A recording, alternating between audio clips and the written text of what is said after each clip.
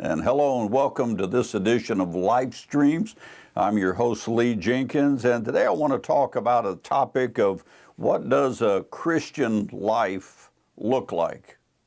What does a Christian's life look like? And I think it's a fair question. A lot of times I think we, especially when we come in contact with non-Christians, they have a pretty good idea of what a Christian life should look like. And unfortunately, a lot of times we are tagged as hypocrites because what we preach or what we teach or what we're saying doesn't necessarily line up with how we're acting. And there are times that we're defined as Christians or we're characterized as being judgmental, or even worse, being condemning, that we point the finger and in judgment, and a lot of times Christians can just simply be mean. And a lot of times it's like we see the sin, but we don't see the person, or we don't see their need. And Jesus talked about a different way, and he talked about using a different standard. And in the book of John, he mentions that by this, everyone will know that you are my disciples if you love one another. That by this, everyone will know that you are my disciples if you love one another. And I don't think the one another that he's using in this phrase, this term, I don't believe that it is other Christians.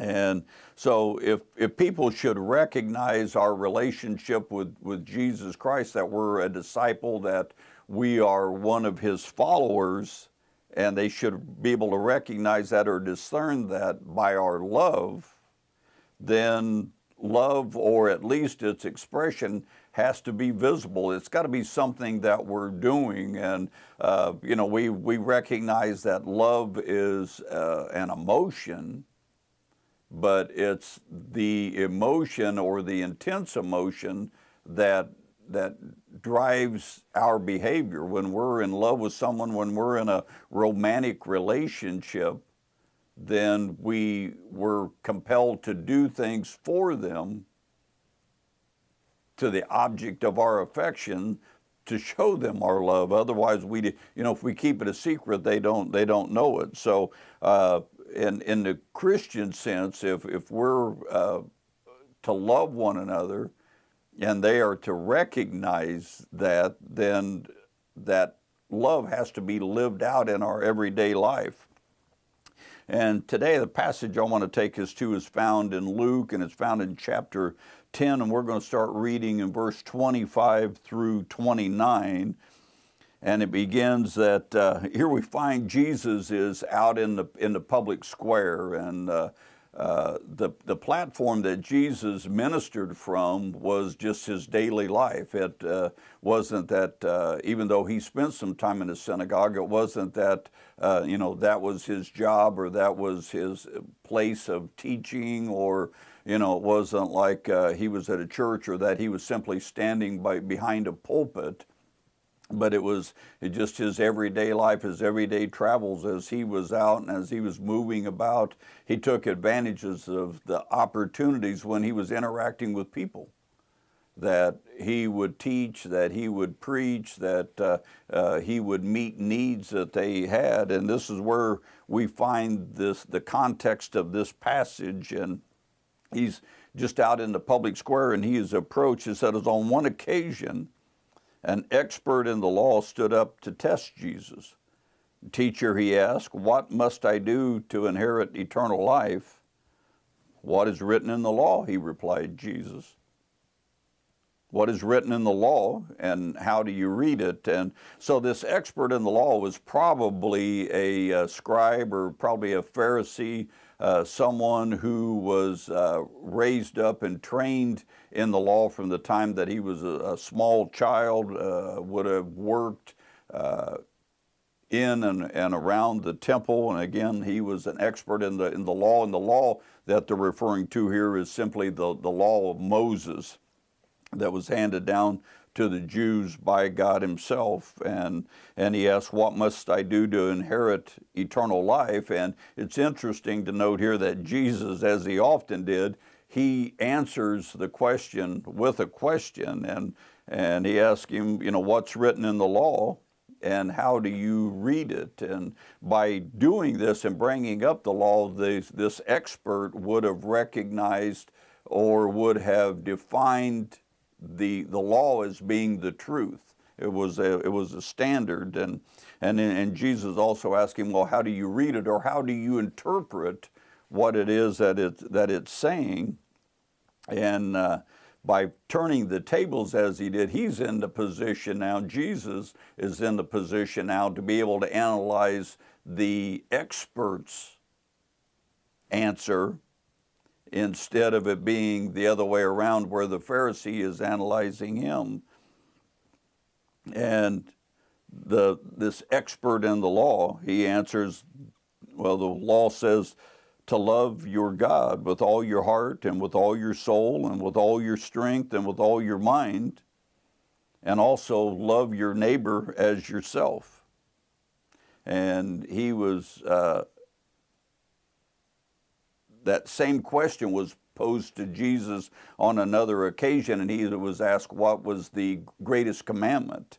And he quotes that exact phrase out of, it's found in Deuteronomy in the Old Testament part of the law, that we're to love God with all our heart, soul, mind, and strength.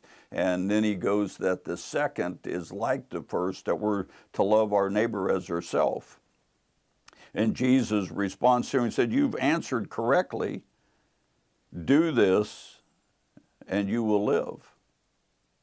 But he, and it's talking about, again, the Pharisee or the expert in the law, but he wanted to justify himself.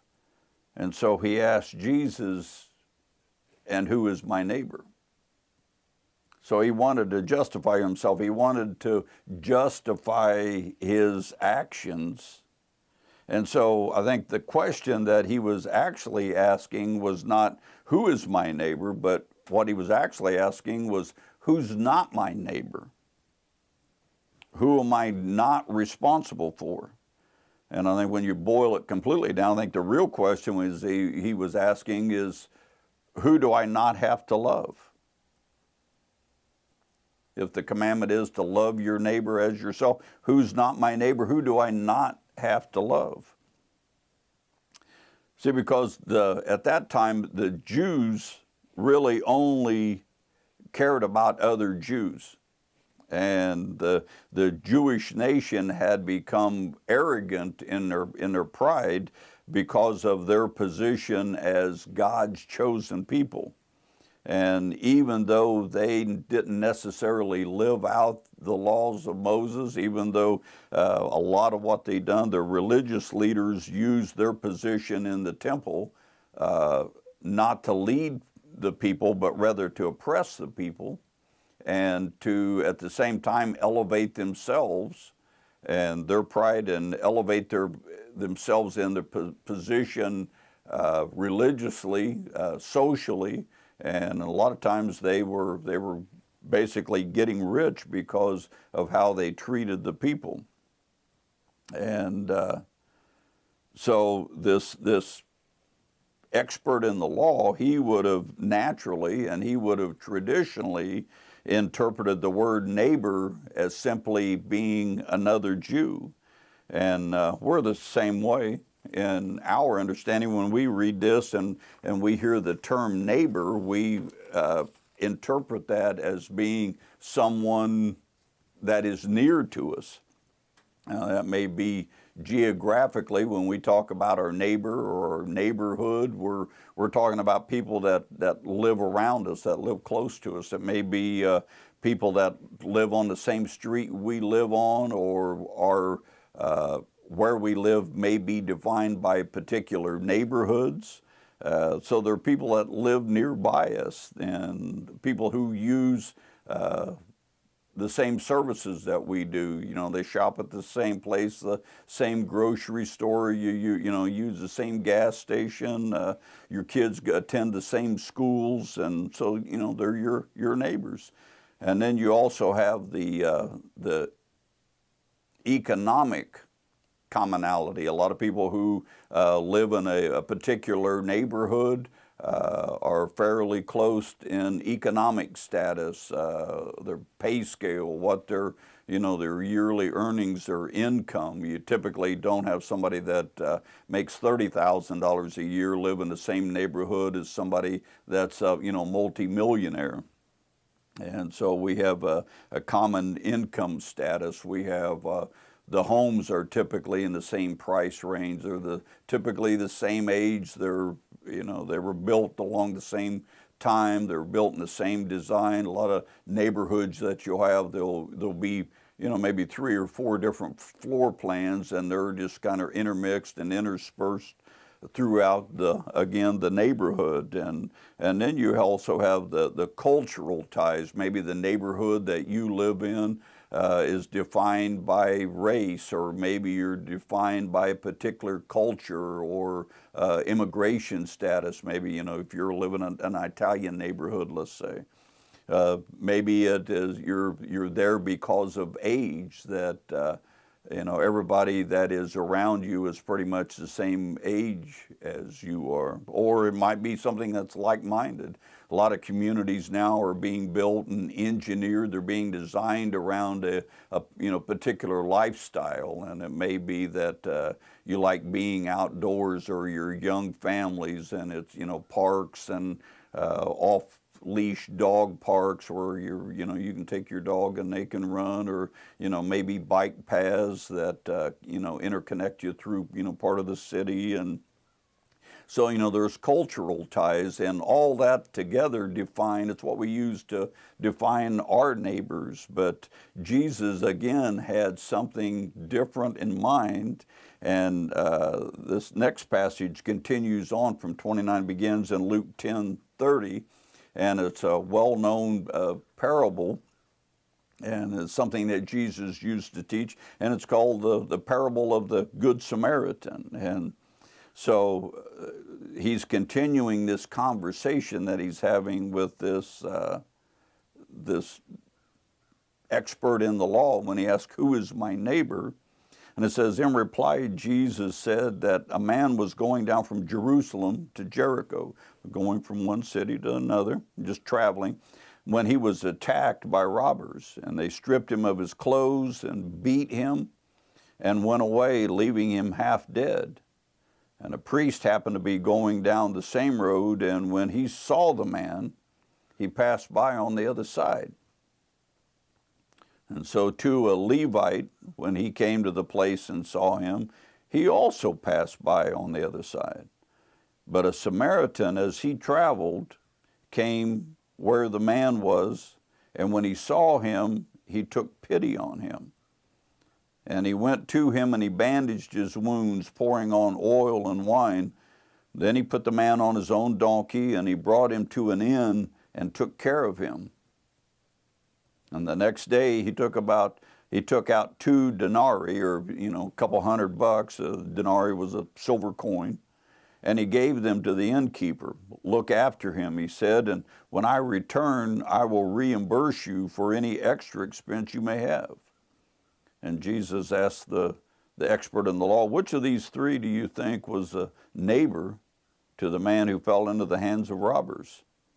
And the expert in the law replied, "The one who had mercy on him." And Jesus told him, "Go and do likewise."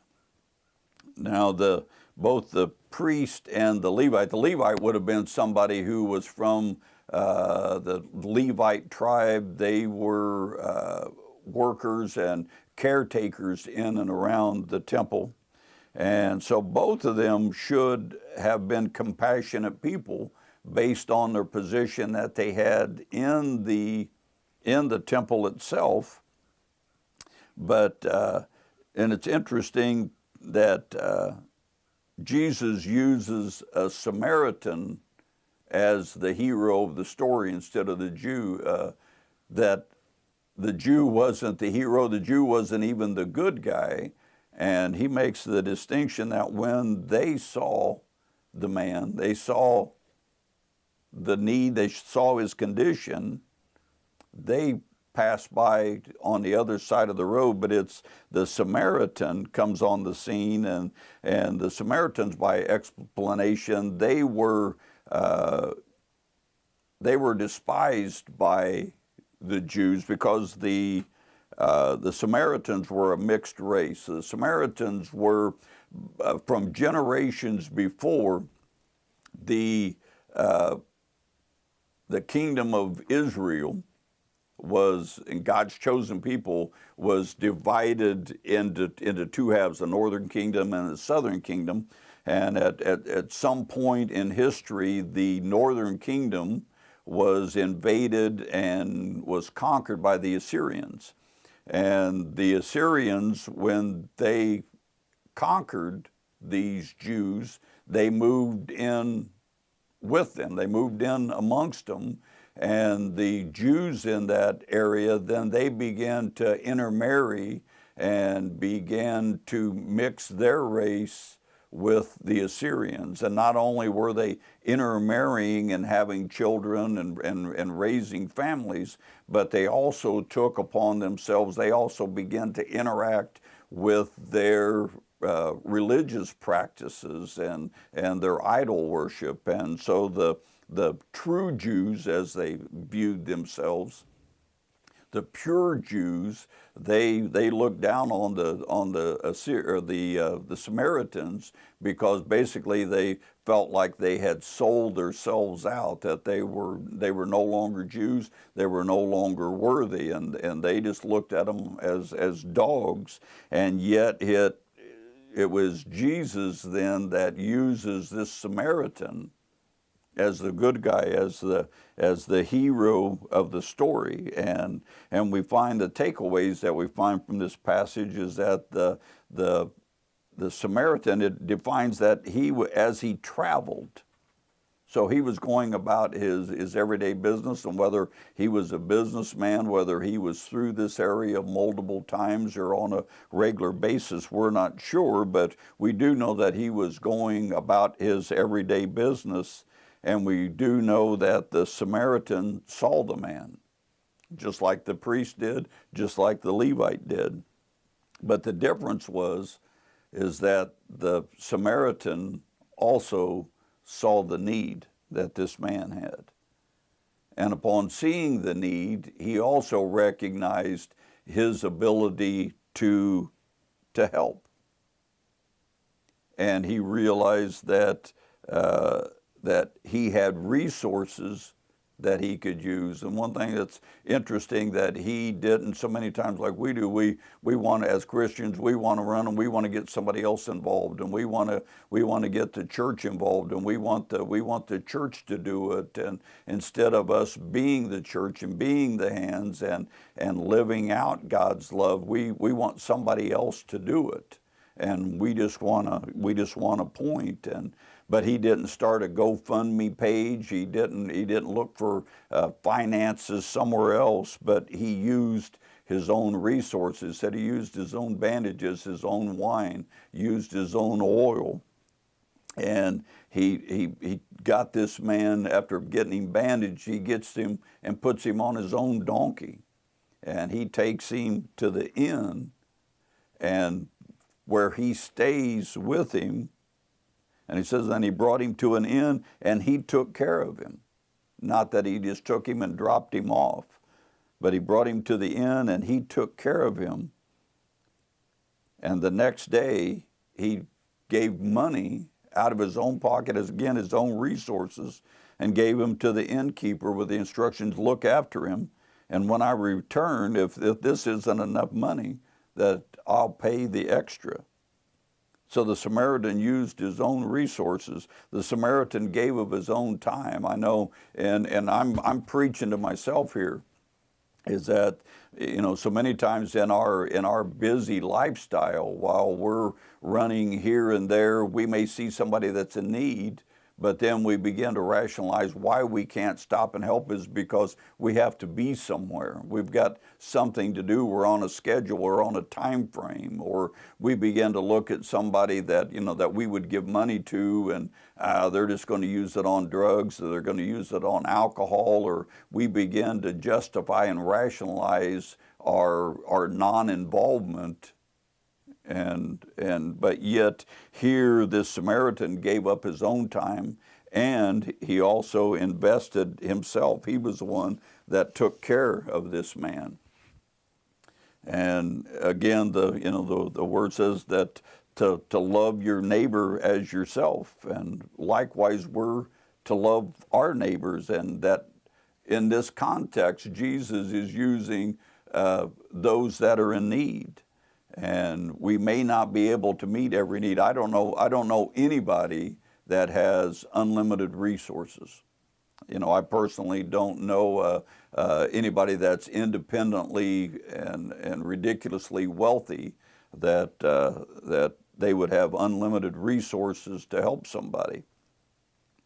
But I think we need to do, and what I want to challenge you today is to look for people and look for their need. And as we're going through our day, what can we do and what can I do to assist, that I can be a blessing to them, that I can show and demonstrate God's love in my life, that I'm following Him. And so how do we show our love one for another, and how do we live out that second greatest commandment, and how do we look at a person's need without being judgmental, without necessarily focusing on their sin? And not that we have to be in agreement with, or that we have to acknowledge or accept everything that the person's doing and how they're living, but we can most certainly be loving and not condemning or not judgmental. And you may ask, well, does it really matter? And again, quoting Jesus, he quotes tells another story, and he's talking about the end times when all of humanity is standing in judgment, and it's found in Matthew 25, and it begins in verse 31, and it's found in 31:46. And it says that when the Son of Man comes in His glory, and all the angels with Him, He will sit on His glorious throne. And all the nations will be gathered before Him, and He will separate the people one from another, as a shepherd separates the sheep from his goats. And He will put the sheep on His right hand and the goats on His left. Then the King will say to those on His right, "Come, you who are blessed by my Father, take your inheritance, and the kingdom prepared for you since the creation of the world. For I was hungry, and you gave me something to eat. And I was thirsty, and you gave me something to drink. And I was a stranger, and you invited me in. I needed clothes, and you clothed me. I was sick, and you looked after me. And I was in prison, and you came to visit me." Then the righteous will answer Him, "Lord, when do we see you hungry or thirsty or a stranger or needing clothes? When did we see you sick or in prison and go to visit you?" And the King will reply, "Truly, I tell you, whatever you did for the least of these brothers and sisters of mine, you did it for me." And so here Jesus is using this as a criteria